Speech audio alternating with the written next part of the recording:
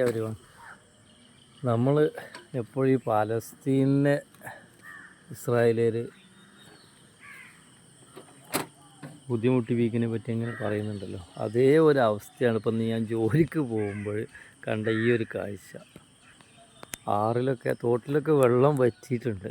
പക്ഷേ ഈ വറ്റിയ വെള്ളത്തിൽ അങ്ങോട്ടോ ഇങ്ങോട്ടോ ഇവിടുന്ന് ഇങ്ങോട്ട് വെള്ളമില്ല, ഇവിടെ വരെ ഉള്ളു വെള്ളം. അവിടെയും തന്നെ അതാ കാണുന്ന അപ്പുറത്ത് അങ്ങോട്ടും വെള്ളം പോകാൻ വയ്യ എന്ന് ഉള്ള കൊക്കുകൾ കുറേ എണ്ണം പാറിപ്പോയി. അവിടെ വണ്ടി നിർത്തിയപ്പോഴേ പണിക്ക് പോണ പോക്കാണ്. അതേ ഒരു അവസ്ഥയാണ് ഇപ്പോൾ ഇതിലുള്ള മീനുകൾക്ക്. എന്തായാലും അതിന് ഉപമിക്കല്ല. ഇതിനിപ്പോൾ മീൻ അത്യാവശ്യമുണ്ട്. അപ്പോൾ ഇവരൊക്കെ പാടങ്ങോട്ട് തീറ്റ തേടി വന്നിട്ട് ഈ ഒരു ഭാഗങ്ങൾ മുഴുവൻ കുറേ എണ്ണം പറന്ന് പോയിട്ടോ. ഇനി കുറേ എണ്ണം ഉണ്ട് ഇവിടെ. ഇവരെന്നെ തിരക്ക് കൊള്ളുന്നുണ്ട്. ഈ സാധനം ഇതിൻ്റെ പേരെന്താണെന്ന് എനിക്കറിയില്ല. വെള്ളത്തിൽ മുങ്ങിയിട്ട് മീൻ പിടിക്കുന്നതാണ്.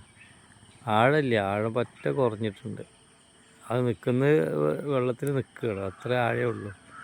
ഒരു കൊക്ക അതങ്ങനെ നീന്തി വരുന്നുണ്ട് കേട്ടോ. അത് ഞാൻ ആദ്യമായിട്ട് കാണും കേട്ടോ. കൊക്ക് നീന്താവില്ല, കാരണം എന്താ വെച്ചാൽ വെള്ളം ഇല്ലാത്തതുകൊണ്ട് അടിയിൽ കൂടെ തുഴഞ്ഞു പോവാവും.